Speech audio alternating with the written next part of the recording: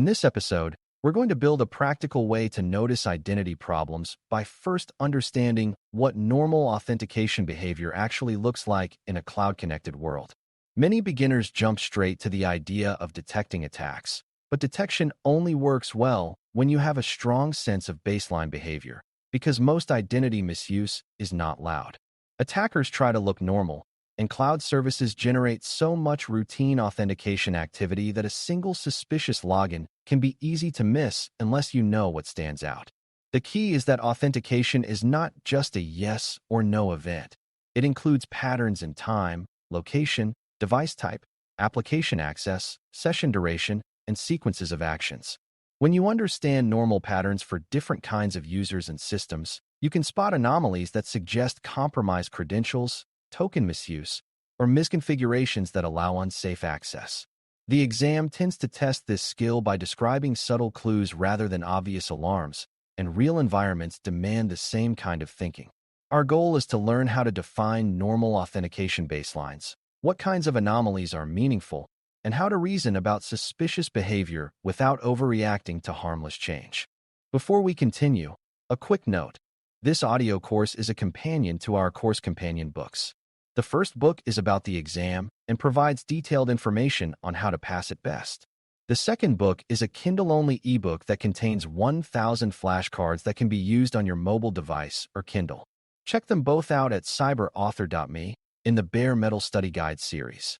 A useful definition of normal authentication behavior is the typical way an identity proves itself and then uses its session over time, given the person's role and the organization's workflows. For a regular end user, normal might include signing in during common working hours, using a consistent set of devices, and accessing a predictable set of applications. For an administrator, normal might include occasional access to management consoles, access from managed devices, and higher levels of authentication strength for sensitive actions. For automation identities, normal might include fixed schedules, consistent source environments, and narrow, repetitive access patterns. The key is that normal differs by identity type, and one mistake beginners make is trying to apply one baseline to everyone. If you treat an automation identity like a human user or treat an administrator like a regular employee, you will either miss real anomalies or produce constant false alarms. A strong approach starts by grouping identities into categories and defining baseline expectations for each category. That categorization is a core skill because it helps you interpret what you see in a realistic way. One of the first baseline dimensions is time, because many identities have predictable rhythms. Human users often authenticate around the start of their workday, have breaks, and then stop activity in the evening, though remote work and flexible schedules can widen that pattern.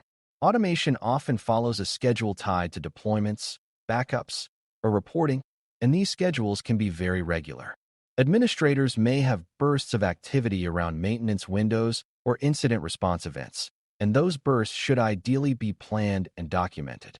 When time patterns shift, it can be a sign of compromise, but it can also be a sign of legitimate change, like travel or a new job responsibility. That is why time alone is rarely enough, but it is a strong contributor when combined with other factors. A late-night login followed by normal application use might be harmless, while a late-night login followed by permission changes is far more concerning. Understanding the typical time rhythm gives you the first clue about whether a login belongs. Location and network context are another key baseline dimension, because identities tend to authenticate from a relatively stable set of environments. Even with remote work, many users authenticate from a consistent region or from known corporate networks and managed device networks.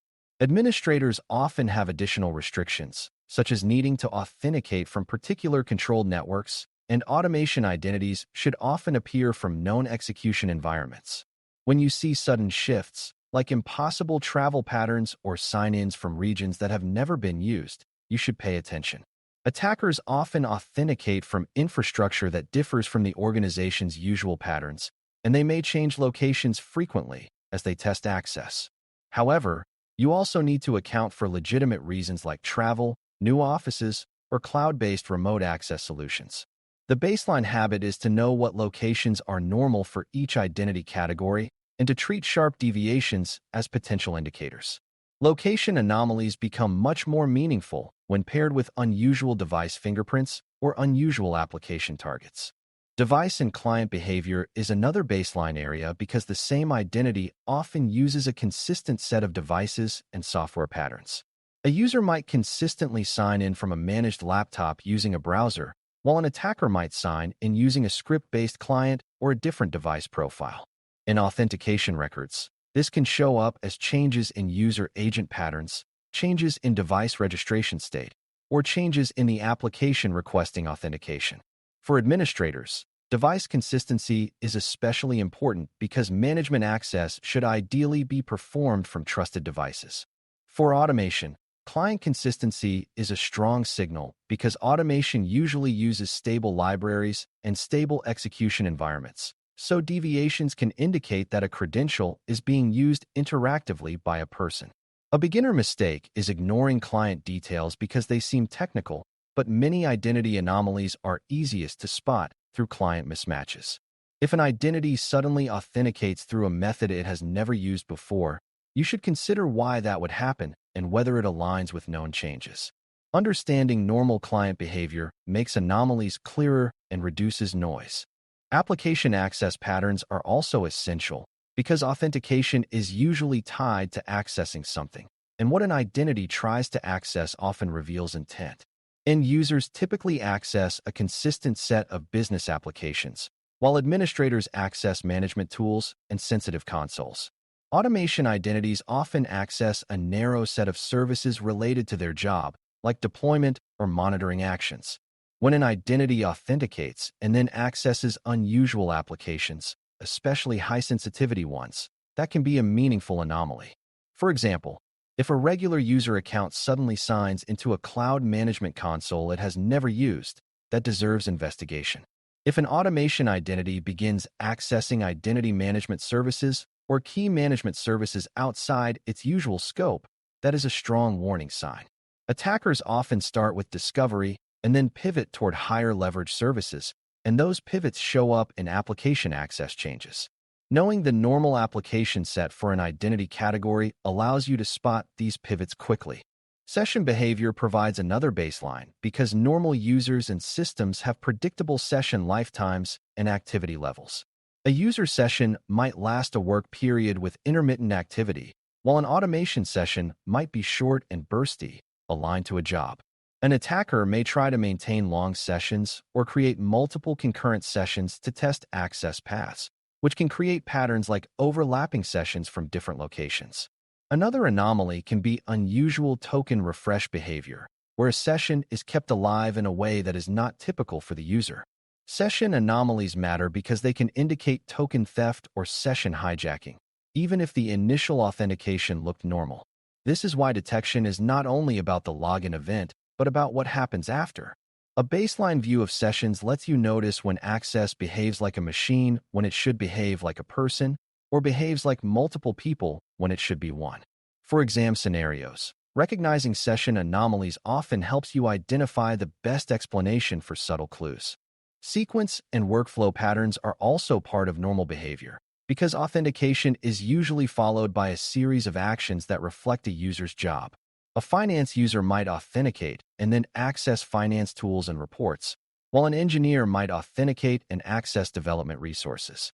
An attacker may authenticate and then perform unusual sequences like listing resources, checking permissions, or exploring identity settings. These actions might not be obviously malicious by themselves, but the sequence can be unusual for the identity. Another sequence anomaly is repeated failures and retries, where an attacker probes what works, generating a trail of denied attempts followed by success. Normal users also make mistakes, but their mistakes tend to be limited and tied to familiar applications, not systematic exploration. When you understand normal workflows, you can detect when an identity is acting out of character, even if each action is technically permitted. This is why the episode title emphasizes understanding normal behaviors, because that understanding is what turns subtle sequences into recognizable anomalies. A critical part of anomaly detection is avoiding false certainty, because anomalies are clues, not verdicts. The right approach is to treat anomalies as triggers for validation, not automatic proof of compromise. Validation might include checking whether the user was traveling, whether there was a scheduled maintenance window, whether a new application rollout explains a new access pattern, or whether a password reset or policy change occurred. What matters is that you do not dismiss anomalies as probably fine without checking, and you do not declare compromise without evidence. An effective detection mindset balances curiosity and discipline. You ask why this looks different, what changed, and whether the change is explainable and approved. For exam purposes, this balance often appears as choosing an answer that calls for investigating context and correlating signals, rather than immediately disabling accounts or ignoring the signal. For real operations, it prevents both security complacency and unnecessary disruption. When you pull it all together, detecting identity anomalies is about building baselines that reflect real roles and real workflows, then spotting meaningful deviations across multiple dimensions. You look at time, location, device and client behavior, application targets, session patterns, and sequences of activity, because anomalies often appear as mismatches across these areas. You treat end users, administrators, and automation identities differently because normal looks different for each, and applying the wrong baseline creates noise. You recognize that attackers may try to look normal, so you focus on subtle inconsistencies and unusual pivots toward higher leverage access. You also keep your reasoning grounded by treating anomalies as signals that require validation, not instant conclusions. On the exam, this mindset helps you identify scenarios where compromised credentials or token misuse are hidden behind everyday activity. In real cloud environments, it helps you build detection that is both sensitive enough to catch real abuse and disciplined enough to avoid constant false alarms, which is what makes identity monitoring sustainable over time. Thanks for listening. For more audio courses, daily newsletters, and more, please visit baremetalcyber.com.